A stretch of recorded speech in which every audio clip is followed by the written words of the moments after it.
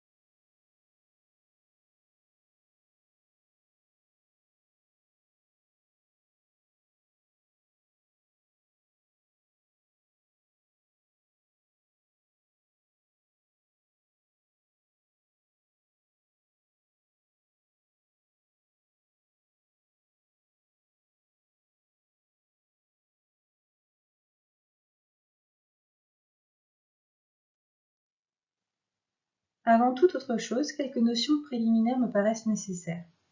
Tout d'abord, je souhaiterais préciser ce qu'est l'archéoanthropologie. Il s'agit d'une discipline spécifique à l'archéologie qui allie deux compétences, l'archéologie et l'anthropologie. Elle s'intéresse spécifiquement aux espaces funéraires et aux restes humains et se pratique dès la fouille d'un ensemble sépulcral. Les objectifs de ce type d'études sont tout d'abord de caractériser les pratiques funéraires en fonction des aires chronoculturelles, c'est-à-dire en fonction des groupes humains et de la période d'étude considérée. Elle aide également à mieux comprendre la gestion des morts et de la mort par les populations du passé. Voilà pour l'aspect archéologique. Quant à l'objectif d'une étude anthropologique, cette dernière permet de mettre en évidence des zones d'inhumation préférentielles d'hommes, de femmes ou d'enfants, mais elle peut également montrer l'exclusion d'une partie de la population. Je pense par exemple à l'exclusion des enfants de moins de 1 an dans les nécropoles gallo-romaines. En effet, pour des raisons culturelles, l'enfant ne fait pas partie du groupe avant l'âge de 1 an. Le deuxième intérêt d'une étude biologique réside dans le fait qu'elle peut retranscrire un profil de mortalité et montrer ou non des épisodes anormaux, comme par exemple pour les conflits ou les épidémies. Concentrons-nous maintenant sur la notion de pratique funéraire. Selon la définition de Wikipédia, le rite funéraire, c'est l'ensemble des pratiques à caractère sacré ou symbolique accompagnant l'agonie puis la mort d'un être humain. Il s'agit donc d'une transcription sociale et codifiée de croyances. En ethnologie, les funérailles et les rites qui les accompagnent sont considérés comme des rites de passage, au même titre que la naissance, l'intégration au groupe ou le passage à l'âge adulte. Mais, d'un point de vue archéologique, les pratiques funéraires prennent un autre sens. Elles regroupent les gestes qui accompagnent le cadavre dans sa dernière demeure.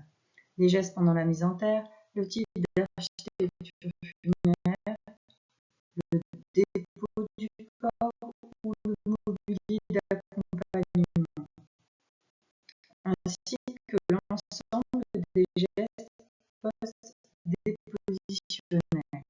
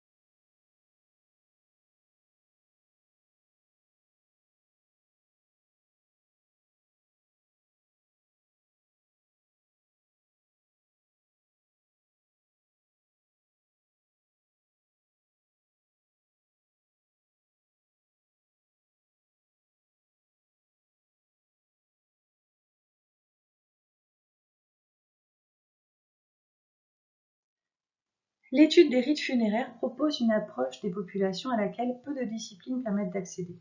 En effet, elle éclaire sur la nature des liens entre les individus, mais également sur les liens qui existent entre les individus et le monde tel qu'ils le conçoivent. On accède ainsi à des aspects symboliques et sociaux, ainsi qu'aux croyances des populations. Le schéma présenté ici reprend de manière très simplifiée les mécanismes des pratiques funéraires. Tout commence avec la mort d'une personne. Cet événement brutal et soudain impacte là où les personnes qui font partie du cercle proche de l'individu décédé. Ça l'impacte soit d'un point de vue affectif, mais également d'un point de vue matériel, par l'héritage ou d'autres critères. Cela induit alors une certaine responsabilité de ces personnes envers le mort. Ces personnes regroupent une notion qu'on appellera le pouvoir-faire, c'est-à-dire les moyens matériels qu'ils ont de gérer cette mort. La société va, d'une certaine manière, proposer une procédure, une manière codifiée de faire pour gérer cet événement qui est soudain et anormal. Il met en place une norme sociale qu'on appellera le pouvoir-faire. Ensemble, le cercle de proches et la société vont s'assurer que l'individu décédé ait une bonne mort pour qu'il ne revienne pas ou qu'il ne soit pas malheureux dans son après-mort. L'étude de la mort et de la gestion des morts traduit donc des aspects pratiques, culturels,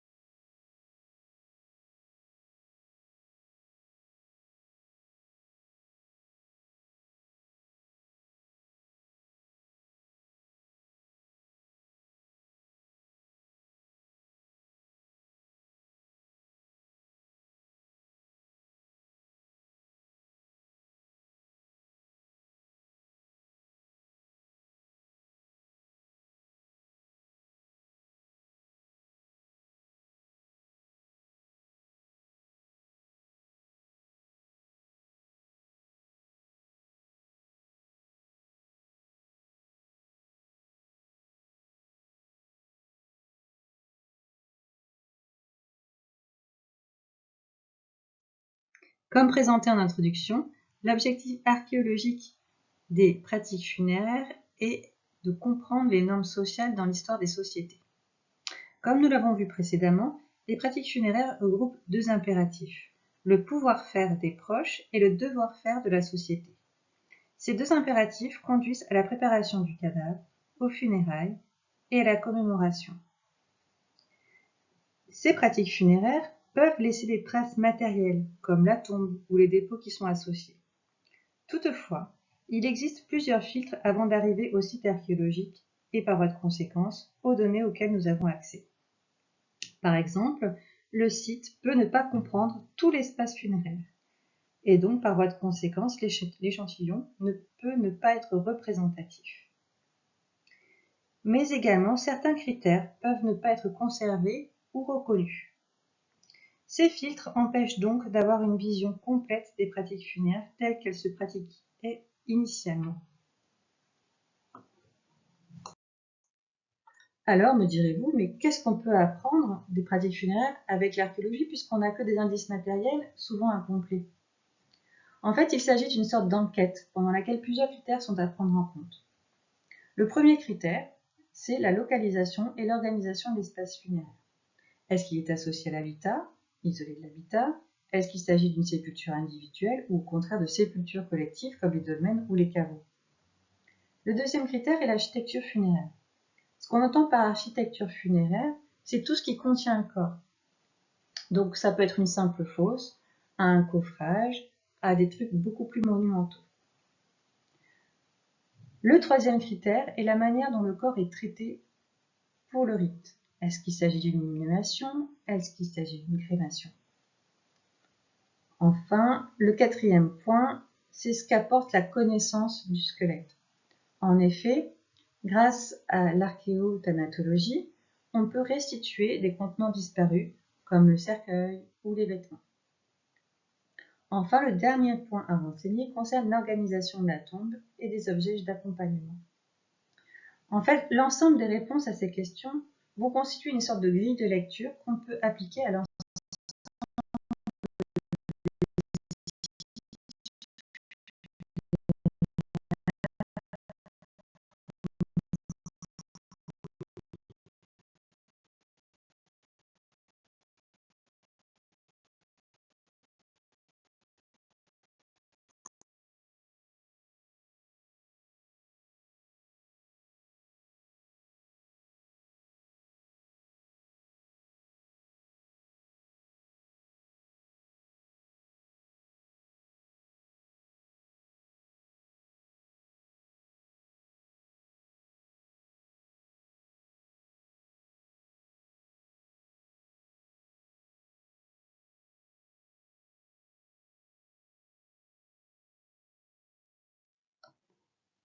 La dernière notion que j'aimerais mettre en avant, c'est à quoi sert une étude biologique des restes humains.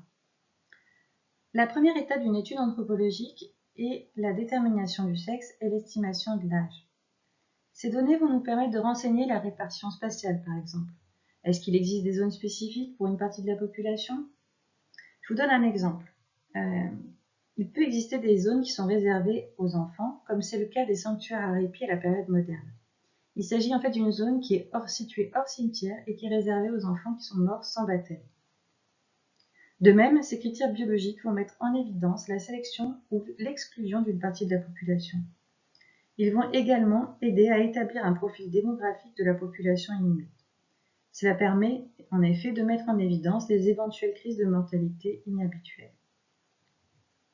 La deuxième partie d'une étude biologique, que je ne vais pas approfondir ici, renvoie plutôt à l'environnement ou au contexte dans lequel évolue la population et l'impact que ça a sur leur morphologie ou sur leur état sanitaire.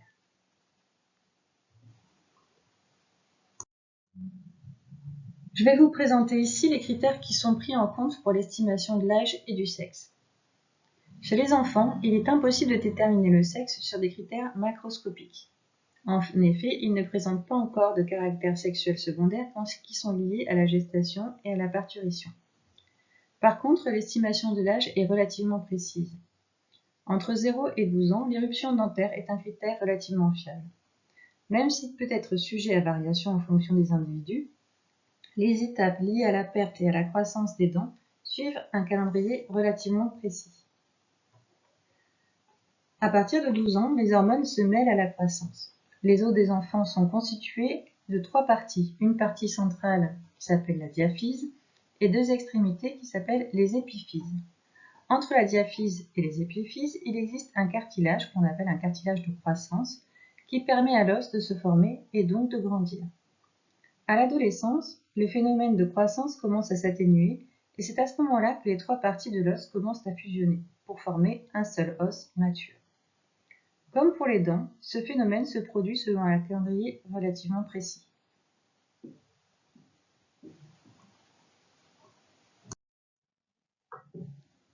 À l'inverse des enfants, l'estimation de l'âge des adultes est imprécise car il dépend de plusieurs facteurs. Chacun d'entre nous vieillit de façon différente car il y a des facteurs génétiques mais également environnementaux comme le travail physique. Par contre, la détermination du sexe est extrêmement fiable chez les adultes si l'on se réfère uniquement aux os du bassin. En effet, ceux-ci sont liés à la gestation et à l'accouchement et donc ont une morphologie féminine et masculine très reconnaissable.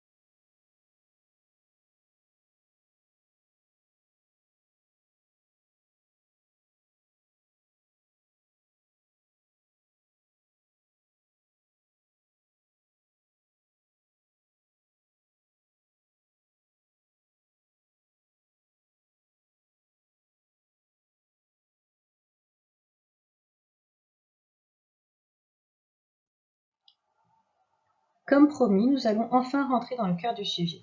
Le site du cimetière de l'ancienne cathédrale de Nice se situe dans le parc bien connu de la colline du Château. Il est localisé sur cette photo avec une étoile rouge.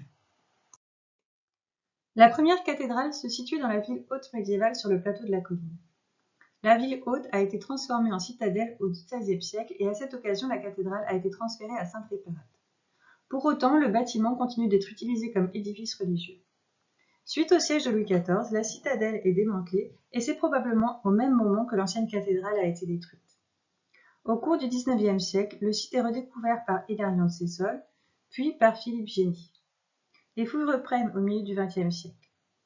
La mise en place d'un programme collectif de recherche dirigé par Marc Bouillon conduit à reprendre les fouilles de la cathédrale et de ses abords en 2009. À partir de 2017, l'activité archéologique se concentre essentiellement sur le cimetière et c'est ces résultats que nous allons vous présenter.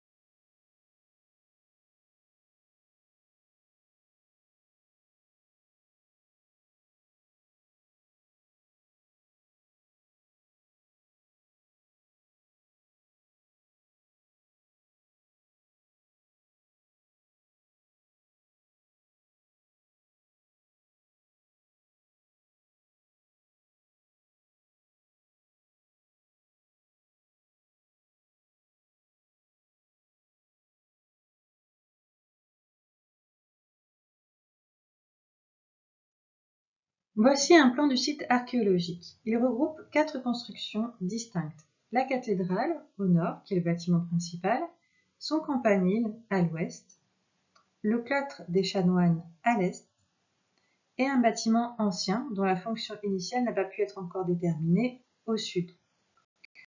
Ce bâtiment, qu'on a appelé l'ensemble 2, a été transformé en église au XIIIe siècle, comme en témoignent les archives iconographiques qui nous sont parvenues.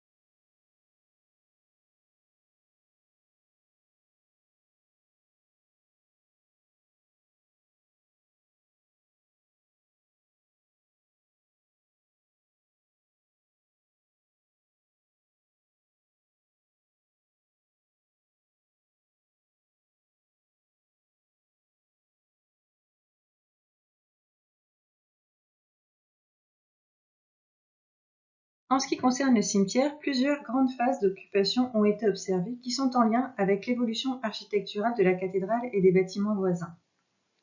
La première phase du cimetière s'étend du IXe siècle au XIe siècle. Elle correspond à l'occupation d'un bâtiment rectangulaire à chevet plat, qui est ici représenté en bleu, et qui a été interprété comme la première cathédrale. Cette phase funéraire se caractérise par des coffrages de pierre avec des encoches céphaliques. Une encoche céphalique, c'est un aménagement pour maintenir la tête en place, comme on peut le voir sur la photo du bas. Cette architecture funéraire est typique de cette période en Provence occidentale. Au cours du XIe siècle, la cathédrale est reconstruite et agrandie. Elle est alors dotée de 2 collatéraux et d'une abside et de 2 absidioles. L'ensemble de est toujours présent et occupé. 2 portes, une à l'est, l'autre à l'ouest, sont également présentes. Elles sont symbolisées ici par 2 flèches rouges. L'architecture des tombes de cette phase est composée de coffrages de pierre, comme on peut voir sur la photo du haut, ou alors de tombes sous tuiles en bâtière.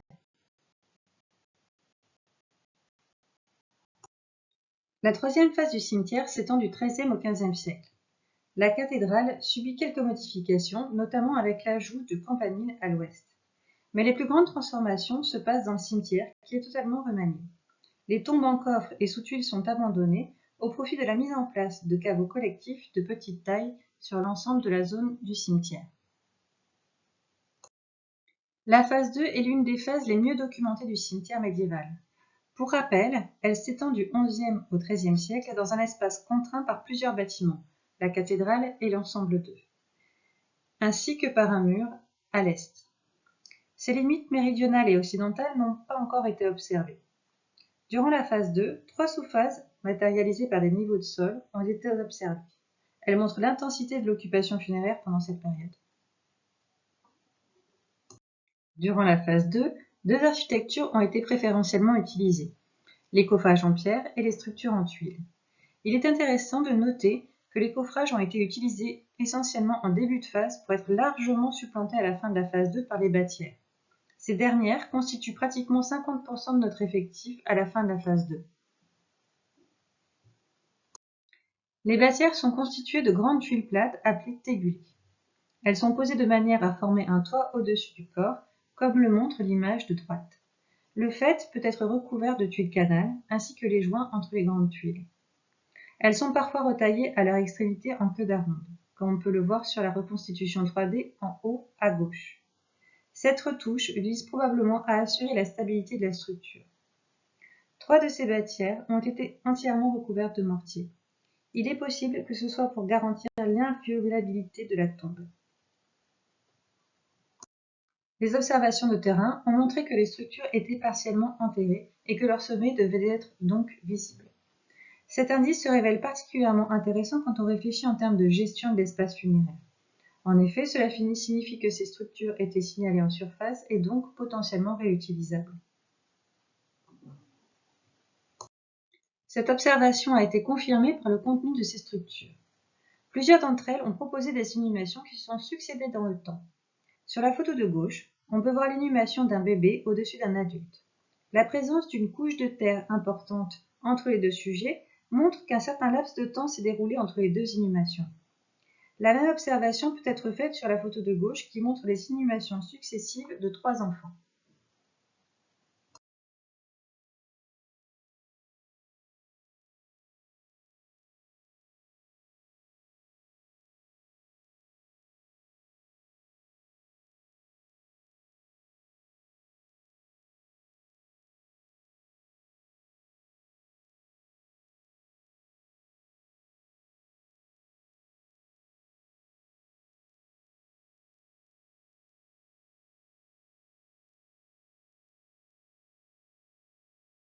Lors de la fouille d'un squelette, les archéoanthropologues réalisent des observations sur la position des ossements à l'aide d'une fiche, à gauche. Les os sont maintenus par les muscles, les cartilages et les ligaments. Lors de la décomposition du cadavre, ces éléments disparaissent au fur et à mesure. Les os ne sont alors plus maintenus lorsque l'espace dans lequel s'est déroulée la composition est vide. Le maintien de certaines connexions, comme on peut le voir sur les photos à droite, montre la présence de tissus souples, de vêtements ou alors de chaussures.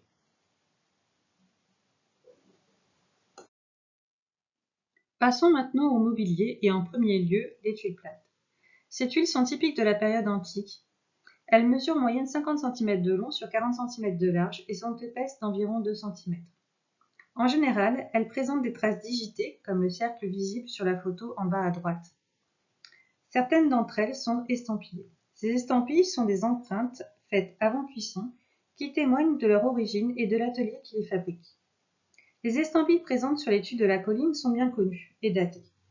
Toutefois, certaines tuiles présentent des marques moins connues, comme cette patte de chien, à droite encore, ou cette gravure faite après cuisson à gauche.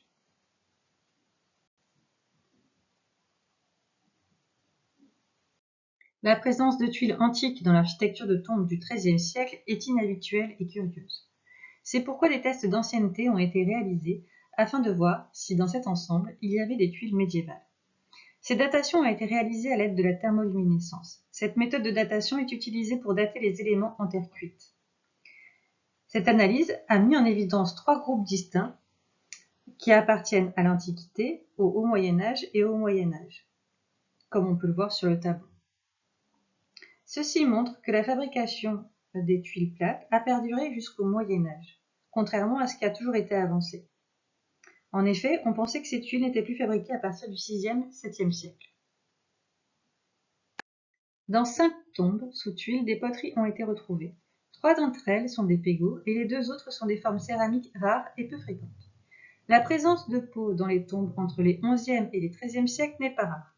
Au contraire, c'est un phénomène fréquent, bien connu en Provence occidentale. Une étude céramologique est en cours sur ces céramiques et nous apportera très certainement des précisions et des informations complémentaires sur leur datation, fonction et lieu de production. Passons maintenant au mobilier éphémère. Il est constitué en 2 groupes distincts. L'un est lié aux plantes. On y retrouve le pollen, les graines, les charbons et les diatomées. Leur détection dans le sédiment doit être réalisée par des spécialistes de chaque discipline.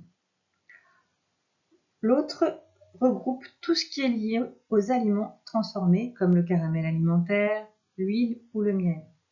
On les retrouve dans les contenants, ici les pots, à travers une analyse biochimique. En ce qui concerne la colline du château, nous avons observé pendant la fouille des dépôts volontaires de cendres et de charbon dans les tombes. Aucune architecture particulière n'y est associée, c'est-à-dire qu'on peut en retrouver autant dans les coffrages que dans les tombes sous tuiles. Nous avons fait analyser ces résidus par un anthracologue, qui a démontré qu'il n'y avait pas d'espèce particulière sélectionnée, mais que ces cendres et ces charbons provenaient d'un foyer commun, d'habitat. Pour autant, le fait de déposer des cendres et des charbons est une pratique déjà observée sur d'autres sites archéologiques, comme par exemple à Sénès dans les Alpes de Haute-Provence, entre le XIe et le XIIIe siècle. Ce rite est également mentionné dans certains textes liturgiques médiévaux. Comparons maintenant ce qui a été observé sur la colline du château avec les données archéologiques d'autres sites et les travaux de synthèse sur les pratiques funéraires antiques et médiévales. L'architecture de tuiles en bâtière est une pratique funéraire bien connue pour la période antique.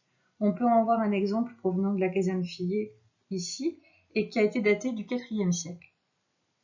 Cette architecture disparaît complètement en Provence vers le 7e siècle et n'est plus du tout utilisée à partir du 9e. Il existe évidemment quelques exemples médiévaux dans les Alpes et en Corse, mais il s'agit souvent d'un exemple unique, noyé dans un ensemble de sépultures.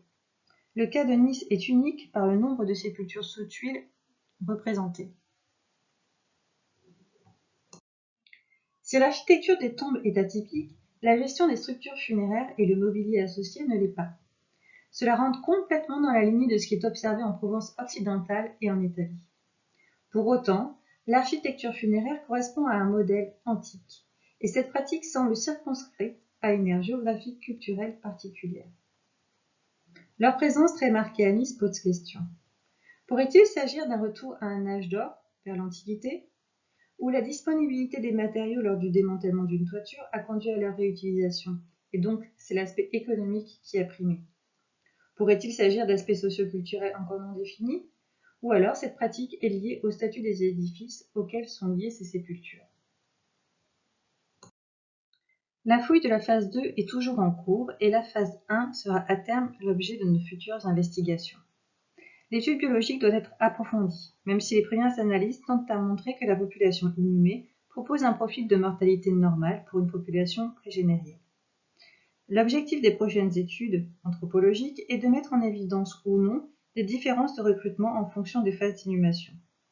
Enfin, des analyses complémentaires sont envisagées pour évaluer l'état sanitaire de la population et donc potentiellement son statut social. Je vous remercie de votre attention.